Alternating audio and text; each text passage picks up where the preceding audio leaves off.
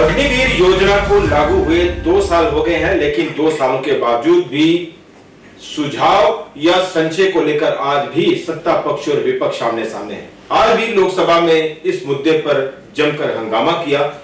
बुनियादी तौर पर अग्निवीर योजना के प्लस माइनस क्या है और अब तक इसके ऊपर जो संशय है वो साफ क्यों नहीं हो पा रहे, सुझावों को लेकर भी कई सारी चीजें सामने आती है।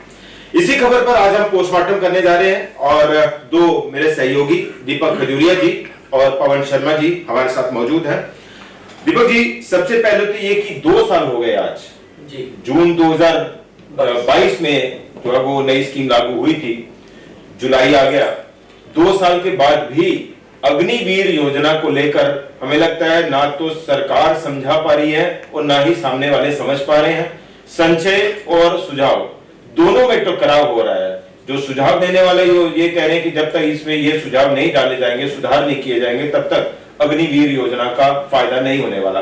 सरकार ये कह रही है कि हमने जिस रूपरेखा में इसको लागू किया है वो बिल्कुल सही है, उसमें कोई बदलावों की जरूरत नहीं है। यानी इसके ऊपर आज भी पार्लियामेंट में जो है वो काफी ज्यादा हंगामा हुआ।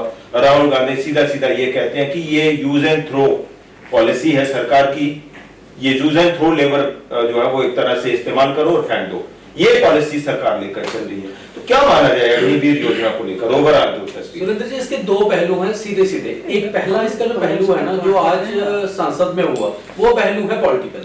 वो पॉलिटिकल इसलिए, उसका मैं आपको 2-3 पॉइंट्स में समझा दूंगा कि 2022 में जब ये स्कीम आई, उसी समय कांग्रेस ने ना इस स्कीम में से ये चीज भांप ली कि इस स्कीम के बदले, इस स्कीम के बल पर हम मतलब जो लोग हैं, जो युवा है, उसको अपने साथ एंगेज कर सकते हैं। वो हुआ भी इस बार पार्लियामेंट इलेक्शन में, ये बड़ा मुद्दा रहा, कांग्रेस ने गेन भी किया इस मुद्दे पर। मैं वही पॉइंट बता रहा हूँ कि सबसे पहले जब ये स्कीम आई तो 2022 दिसंबर में 3 राज्यों में चुनाव हुए, जिसमें से हिमाचल, जहां से सबसे ज्यादा फौजी जाता है, हिमाचल में सरकार का तख्ता पलट होने का एक कारण वहां की सरकारी मुलाजिमों की पेंशन थी और दूसरा मुद्दा अग्निवीर का भी था। क्योंकि जो फौजी ये देखता है, वहां कई पीढ़ियां हैं हिमाचल में जो लगातार फौज में जा रही हैं, वो पीढ़ियों के बाद अब ये आ गया कि हमारा बच्चा फौज में तो जा रहा है, 4 साल बाद फिर घर आएगा, फिर वो करेगा क्या?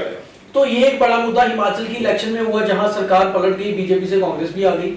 उसके बाद आपने अगर इस चुनावों में देखा होगा तो जो पोस्टल बैलेट खुले जब सुबह सुबह, तो उस समय कई जगह कांग्रेस ने जो लीड ली पोस्टल बैलेट, और पोस्टल बैलेट मैक्सिमम फौजी बेल फोर्सेस के होते हैं।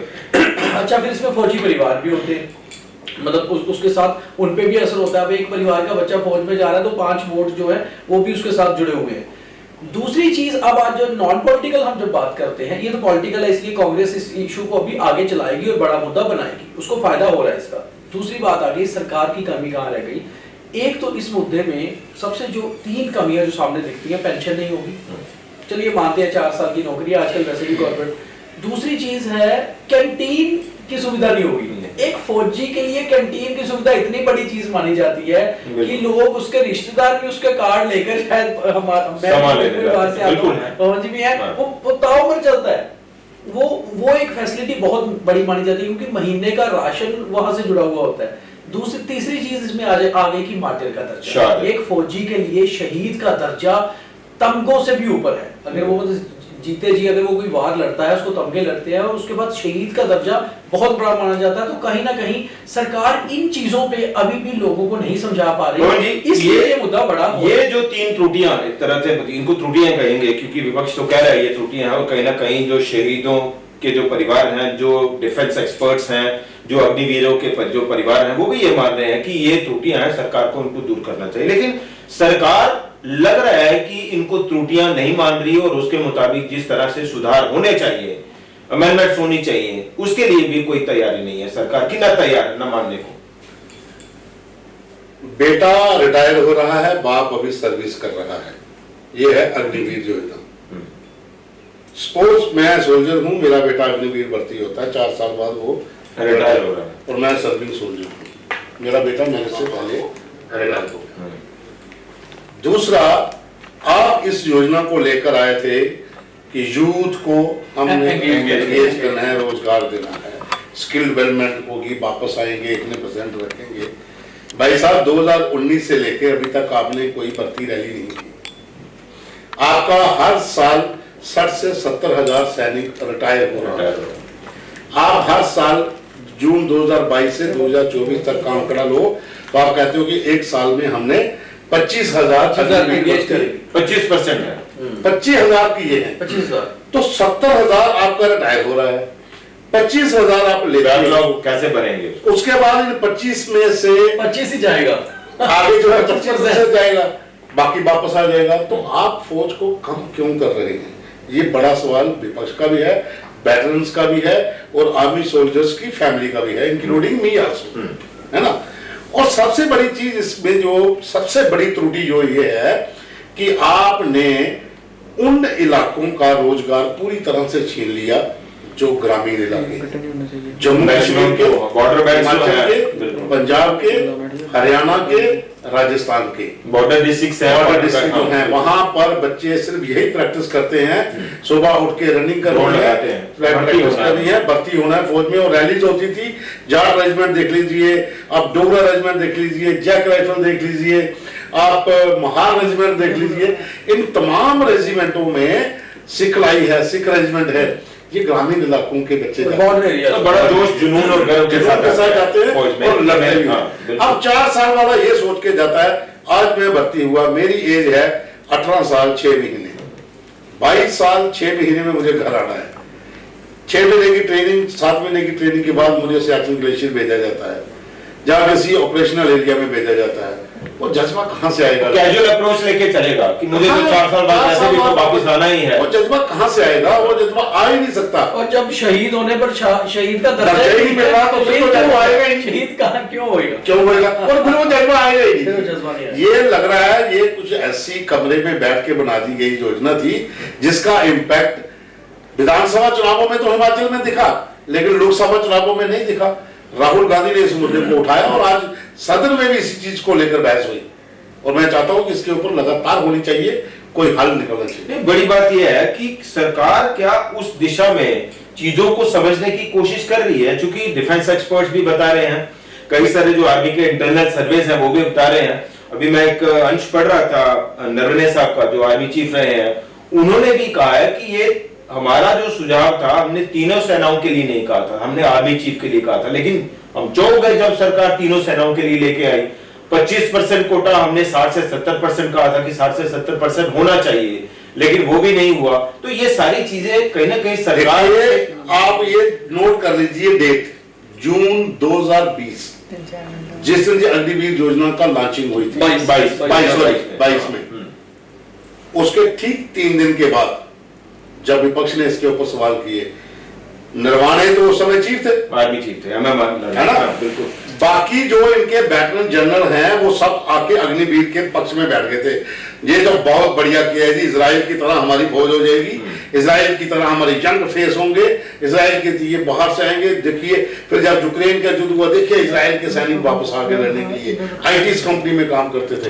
इजराइल इतना सा देश है, आपकी कंट्री इतनी बड़ी है, इतने वहां तो कैसे करोगे? यहाँ के लोगों का रोजगार है भाई, फौज में जाना है तो शादी होगी, फौज में जाएंगे शादी होगी, परिवार बसेगा, ठीक है। पढ़ाई करने के बाद नौकरी और कहीं मिलनी, एक ही मुद्दा था फौज में जाना, आपने वो छीन लिया, आपने वो छीन लिया। अब आगे क्या करना? रोजाना बहस होगी। रक्षा मंत्री साहब कह रहे हैं, जैसे अभी राहुल गांधी ने कहा कि use and throw labour Agniveer, ना तो शहादत का दर्जा देते हैं, ना कोई कंपनसेशन देते हैं। सरकार कह रही है कि भाई कोई शहादत होती है तो हम 1 करोड़ रुपया देते हैं, शहीद का दर्जा, उस पर बात नहीं हो रही कि हम शहीद का दर्जा देते हैं या नहीं देते, या उसके लिए सरकार विचार कर रही है, वो बात नहीं कही जा रही। ये है कि हम 1 करोड़ रुपया देते हैं, कोई शहीद हो जाता है अग्निवीर तो। देखिए, जो हम अभी पहले बात कर रहे थे, पवन जी ने भी बोला कि जज्बा बड़ा जरूरी है। देखो, शहीद कोई ऐसी चीज नहीं है कि एक आदमी गया और खुद जाके आतंकी के सामने या बॉर्डर की जो फायरिंग में जाके बोलेगा मुझे गोली मारो, मैं मुझे शहीद कोई भी आदमी शहीद नहीं होना चाहता, ये एक साफ सी बात है। कोई भी अफसर जब लड़ने जाता है, खासतौर पे फौज में, तो लड़ने का मतलब होता है कि मारना है दुश्मन को। वो कोई मरने के लिए तो कोई भी नहीं जाता। जब कारगिल वार में हमने देखा, जो हमारे शहीद हुए थे, वो शहीद होने नहीं गए थे, वो अपनी जगह खाली करवाने गए थे पाकिस्तान। बड़े जोश और जुनून के तो साथ। शहीद होना एक गर्व की बात इसलिए है क्योंकि लड़ते लड़ते मरना शहीद होता है। तो शहीद का दर्जा अपने आप में एक बहुत बड़ी चीज है। हम ये बोलते हैं कि ये शहीद है, और आपने एक चीज देखा है कि आज भी भारत के हर गांव में, आप जम्मू कश्मीर से कन्याकुमारी तक जाइए, कहीं ना कहीं एक बुत बना होगा और वो कोई शहीद एक हुआ होगा उस गांव का। और बड़ी बात है ना, जब आप सेना में भर्ती कर रहे हैं, वो सेना का हिस्सा हो गया। हम आज भी तो एक तरफ तो अब देखिए कि इसी सरकार ने ये किया, मोदी गवर्नमेंट ने, कि स्कूलों के नाम शहीदों के नाम रखे। जब शहीद ही खत्म हो रहा है तो अगले स्कूलों के नाम किस पे करोगे? आपने शहीद का दर्जा ही खत्म कर दिया, क्योंकि अग्निवीर ही लड़ेगा ना जाकर। तो अब सिर्फ वो अफसर जो होगा वही शहीद का दर्जा पा सकता है जो उसमें लड़ रहा होगा। अग्निवीर को खत्म कर दिया। और दूसरी चीज ये है कि यूथ की एक बार राय लेनी, एक सर्वे बड़ा जरूरी था सुरेंद्र जी, जो मुझे आज भी लगता है कि सरकार ने जब ये स्कीम लाई है कि यूथ का सर्वे करना। आप कह रहे हो कि 19 साल में बंदा आएगा या 17 से 19 साल के बीच में आएगा, 21 से 23 के बीच में वो रिटायर हो जाएगा। तो जब आप 17 साल से 20 साल के युवा की मेंटालिटी पहले पूछिए कि क्या वो चाहता है 4 साल की सर्विस या नहीं। एक सर्वे करा लीजिए ना, आप हर चीजों के सर्वे करवाते हैं, करवा लीजिए। आपने कुछ भी नहीं किया, एक थोप दिया। अब आप दूसरी चीज देखिए कि मैक्सिमम रिटायर्ड ऑफिसर जो आर्मी के हैं वो इस स्कीम के अगेंस्ट है। मैक्सिमम डिफेंस एक्सपर्ट जो है वो इसमें मैंने कही ना अभी, वो बड़ी अच्छी बात कही कि शहीद होना कोई नहीं चाहता, लड़ना चाहता है। लड़के शहीद हो जाए बात अलग है, बॉर्डर पे जाके गोली थोड़ी खानी है कि आप मुझे शहीद कर दो। इसमें एक चीज थी कि कहा जाता है, हमारे बुजुर्ग जो कहते थे, जब भी लड़का फौज में जाता था, जहाँ जाने के बाद जब वो आरआर में जाता, जहाँ ग्लेशियर, जहाँ कहीं भी बॉर्डर एरिया में डिप्लॉयमेंट होती, तो एक हमारे वो दोहराया जाता था कि बेटा जा रहे हो, जोश और होश दोनों रखना, और जो मेडल है छाती पे लगाने के लिए है, तस्वीर पे ये लड़ना है, दुश्मन को मारना है, जिंदा वापस आना है, और ये मेडल कोई भी जंग जो है वो जीवित रहकर लड़ी जा सकती है, जीती जा सकती है। ये करोड़ रुपया पड़ा है, आप मर जाइए, ले जाइए। सरकार की भाषा लगभग वही शरीफ बता रही है कि हम 1 करोड़ रुपया दे रहे हैं, अपनी जान देंगे, 1 करोड़ ले जाइए। और दूसरा आप जो मुझे अभी सवाल कर रहे थे, मैं उससे पहले ही आपको एक चीज बता देता हूं कि अग्निवीर योजना, जो शहादत है ना, शहादत, इसका कोई मोल नहीं होता। आप करोड़ रुपया दे रहे हो, या 2 करोड़ दे रहे हो, वो डजंट मैटर। वो फैमिली के लिए, हाँ, उनके जख्म भर जाते हैं, उनको पैसा मिल जाता है, छोटे बच्चे होगा, लेकिन शहादत का कोई मोल नहीं होता। जैसा आप कह रहे थे कि गांव में बूथ होते हैं, मैंने एक स्टोरी की थी ड्यूरिंग अपने, जब मैं नेशनल चैनल में था, हिमाचल के जसूर में एक गाँव है, उस गाँव के अंदर जितने भी मंदिर हैं, उन मंदिरों में हर शहीद की तस्वीर है। भगवान की भी होगी, लेकिन पूजा शहीदों को जाता है। उस गांव को शहीदों का गांव कहा जाता है। वहां पर एक शहीद के नाम पर स्कूल का नाम भी था। वहां का जो मेरा आज भी उनके साथ कॉन्टेक्ट है, मैं उन लोगों से बात करता हूँ, कई बार जम्मू आता है, मिलता हूँ। अग्निवीर पर उन लोगों का ये कहना था कि जैसा आपने कहा कि स्कूलों के नाम आगे किसके नाम पे रखते हैं भाई, आपने 25,000 साल के जवान ले रहे हो, उसके बाद उनमें से 25% आगे जाएंगे, 25% हो गए, 6,500 आप भर्ती कर रहे हो साल की, मतलब 4 सालों बाद ऐसा शुरू हो जाएगा और 60,000 रिटायर हो रहा है, कम हो जाएगी। शहीदों की जो कथाएं हैं वो खत्म हो जाएगी, जो गाथा हम गाते। जैसा मैं अभी जानकारी भी दे रहा था, जो MM नरवणे जिन्होंने अपनी बुक जो है वो किताब लिखना शुरू किया था, उसके कुछ अंश जैसा अभी बताया गया है, उसमें ये कहा गया था कि हमने सेना के लिए कहा गया कि 75% जो है वो अकोमोडेट किया जाए, जबकि सरकार 25% कर रही है। इसके अलावा जो है वो कई सारी चीजें उसमें उन्होंने जोड़ी कि ये जो 4 साल का जो ड्यूरेशन पीरियड रखा गया है, ये 8 साल या उससे ज्यादा का होना चाहिए, वो नहीं माना गया। आर्मी के लिए कहा गया, तीनों फोर्सेस के लिए शुरू कर दिया गया। और इंटरनल सर्वे जो है वो, जैसा अभी हम बात कर रहे थे कि सेना ने भी कई इंटरनल सर्वेस किए हैं, उसमें भी उन्होंने इन्हीं चीजों को दोहराया है। लेकिन वही बात है कि आज उसी पर 2 साल बाद भी सरकार इस पर बने हुए संचय ना तो साफ कर पा रही है और ना ही इसमें कुछ बदलावों के लिए तैयार हो पा रही है। देखिए, जनरल MM नरवणे जब चीफ थे, आर्मी चीफ के सामने ही सारी योजना लाई जाती है through military secretary and defence minister. जब उनके टेबल पे फाइल आई होगी उस समय क्या किया होगा, क्या नहीं किया होगा, कितना प्रेशर होगा कि चीफ ही जाना है, जहाँ सीडीएस भी बनना है, जब गवर्नर बनना है, ये बहुत सी चीजें मैटर करती हैं अब जब इस पोस्ट पे आप आ जाते हैं। हालांकि ये जो अप्रूवल हुआ था वो सीडीएस के टाइम पे हो गया था। हाँ, पहले सीडीएस जो थे बिपिन रावत जी, बहुत सी उनके समय में इसका बहुत सी चीजें मैटर करती हैं, लेकिन जनरल नरावने की जो किताब है वो पब्लिश नहीं हो पाई थी, वो रुक गई थी। तो आप अंदाजा लगा सकते हैं उसके जिसके बीच उसने जो अंश थे उसके ऊपर कई मीडिया हाउसेस ने शो किए, सबने, वो हम उसमें नहीं जाना चाहते, लेकिन हम ये बात कहना, मेरा ये कहने का मतलब ये है कि आप अपनी फौज को कम क्यों कर रहे हो। आप अगर कह रहे हो कि हमने बजट में ये करना है तो आप बजट में बहुत सी चीजें और हैं, आप वहां भी कम कर सकते हो। ये एक रोजगार का मुख्य कारण था उत्तर भारतीय कुछ इलाकों का, खास करके बॉर्डर एरिया के लोगों का, उनके लिए एक रोजगार का साधन था। और ये देखिए इसका पॉलिटिकल कितना माइलेज मिलेगा अगर आप अभी आप अग्निवीर योजना खत्म कर देते हो कि जो लोग भर्ती भी हुए हैं वो परमानेंट है ना, तो आपको माइलेज मिलेगा। अगर नहीं करते हो तो विपक्ष जिस तरह से आपको संसद के अंदर धो रहा है, आने वाले दिनों में विधानसभा चुनाव होंगे जम्मू कश्मीर में, जब बॉर्डर स्टेट, ये मैं ये नहीं कहता त्रिपुरा के अंदर अग्निवीर, वहां कोई फर्क नहीं पड़ेगा। बॉर्डर डिस्ट्रिक्ट जो है, त्रिपुरा की कोई बटालियन नहीं है, बॉर्डर गुजरात की कोई बटालियन नहीं है। इसका असर पड़ेगा राजस्थान बॉर्डर स्टेट्स के ऊपर, इसका असर पड़ेगा मध्य प्रदेश में, इसका असर पड़ेगा हरियाणा, हिमाचल प्रदेश, जम्मू कश्मीर में। तो जो पॉलिटिकल तरीके से भी अगर देखा जाए तो लोगों के अंदर नाराजगी है, आपको उस नाराजगी को भी दूर करना। हाँ, हम भी चाहते हैं युवा फौज को, हम भी चाहते हैं कि हर व्यक्ति ट्रेंड हो, कि समय आने पर बंदूक उठा सके, सेना के साथ खड़ा हो सके, लेकिन इसका मतलब ये नहीं है कि हर व्यक्ति को ट्रेन करने के चक्कर में आपने हजारों चूल्हे बंद कर दिए। एक्सपर्ट तो नहीं है, मगर मुझे लगता है कि एक चीज की जा सकती है बहुत इजी, कि आप दोनों ऑप्शन खुले रखिए कि आप अग्निवीर जाना चाहते हैं या परमानेंट जाना चाहते हैं, तो आप ऑप्शन खुले रखिए ना, फिर युवा को देखिए युवा किस तरफ जाता है। नहीं, आप रख नहीं सकते, आपने सिर्फ ट्रेड्स रखे हैं, जैसे मेडिकल असिस्टेंट के लिए मेडिकल कोर में जाना है, उसमें अग्निवीर नहीं है, ठीक है। आपने एयरफोर्स के अंदर कुछ ऐसे है विंग जहां पे आप टेक्निकल विंग है, जहां पर एयरमैन जा सकते हो। नेवल में भी आप 12th के बाद कुछ ऐसी पोस्टें हैं जहां पर आप डायरेक्ट जा सकते हो, लेकिन आपको एयरमैन जाना है, जहां आपको नेवी में एज ए जवान जाना है, फौज में आपको इन्फेंट्री में एज ए जवान जाना है, जहां जो दूसरे कोर है, इंजीनियरिंग है, या फिर आपके अदर्स कोर्स जो है, सप्लाई कोर्स हैं, इनमें अगर आप जाना चाहते हो तो आप अग्निवीर ही जाओगे। हाँ, कुछ ऐसी पोस्टें हैं जिनके ऊपर आप डायरेक्ट जा रहे हो, लेकिन आपकी इन्फेंट्री मजबूत होनी चाहिए ना।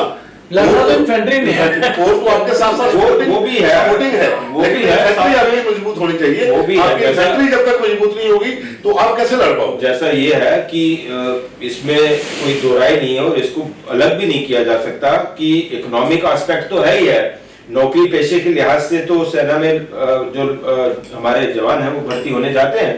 दूसरा एक बड़ा एस्पेक्ट ये भी है, शायद कुछ लोगों को इसमें बुरा भी लगे, कि जो कम पढ़े लिखे हैं, 10वीं 12वीं या अंडर ग्रेजुएशन जो बच्चे हैं, वो भी जब उनको भी लगता है कि हमारे पास कोई ज्यादा बड़ी ऑप्शंस नहीं है तो सेना में हम जा सकते हैं, तो वो भी एक बड़ा एस्पेक्ट है। उसमें भी जो है वो कहीं ना कहीं एक बड़ी मुश्किल तो हो रही है कि बड़े रैंक्स पे तो आप डायरेक्ट रिक्रूट हो सकते हैं। बात 100% सही है, जैसे पवन जी ने कहा कि गांव में तो एक तैयारी होती है, परिवार वाले बच्चों को साफ बोल देते हैं कि भाई यहाँ तो आगे पढ़ लो, उनके बंद हो रहे हैं, वहां पर एक तैयारी होती है कि फौज में जाना है अगर बच्चे ने, तो भाई 10वीं करो, उसके 10वीं 12वीं के बाद प्रैक्टिस शुरू करो। तो ये एक फिक्स सिस्टम है। सरकार ने बहुत सारे, मतलब हम गांव की बात करते हैं कि भारत गांव में बसता है और गांव में फौज भी बसती है। अब देखो हर गांव में आज भी बड़ा भावनात्मक तरीके से जो है वो देश जुड़ा हुआ है भावनाओं के साथ, सैन्य भावनाओं के साथ। अब बड़ा सवाल यह है कि क्या अब तक तो नहीं लग रहा कि सरकार इस मुद्दे पर इस दिशा में गंभीरता से सोच रही है या इसमें सुधारों के लिए तैयार हो रही है? नहीं, सुधार होगा। राजनाथ सिंह ने चुनाव के दौरान भी कहा था और आप भी कह रहे हैं कि हम समीक्षा करेंगे, देखते हैं कि इसका कार्यकाल बढ़ाया जाए, 25% की जगह 50% किया जाए, कोटा बढ़ाया, उनको मास्टर का भी दर्जा दिया जाए। बिल्कुल वो जरूर होगा, ये चीजें होंगी। अगर ऐसा नहीं करोगे तो लेकिन सरकार यह है विपक्ष के दबाव के चलते ये सब करना नहीं चाहती कि विपक्ष इसका फायदा न ले ले। तो वो आप मुझे बताइए, इस बार विपक्ष पावरफुल है, पहले तो नहीं था ना, इस बार है, तो अब आप करते हो तो जाहिर सी बात है विपक्ष का हमने लोकसभा चुनाव में भी ये मुद्दा रहा इस बार काफी ज्यादा। तो विपक्ष के दबाव के चलते और जमीनी हालात के मद्देनजर सरकार आने वाले दिनों पर अग्निवीर को लेकर कोई बड़ा फैसला ले सकती है। फिलहाल इतना ही।